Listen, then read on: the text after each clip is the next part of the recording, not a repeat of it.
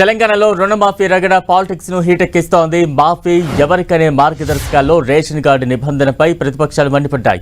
అటు బీఆర్ఎస్ ఇటు బీజేపీ నేతలు కాంగ్రెస్ సర్కార్ రైతులను మోసం చేస్తోందని డైలాగ్ వార్కు దిగాయి.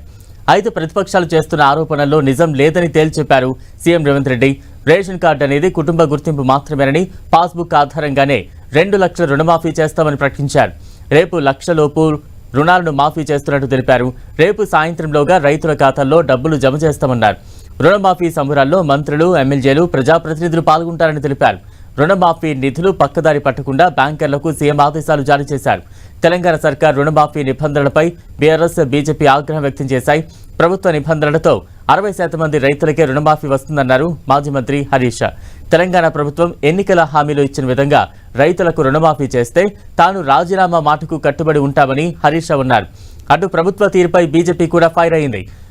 రైతుల కంట కన్నీరు ప్రభుత్వానికి మంచిది కాదని, ఎలాంటి షరతులు లేకుండా రైతులందరికీ రుణమాఫీ ఇవ్వాలని BJP MP Etela Rajender demand చేశారు.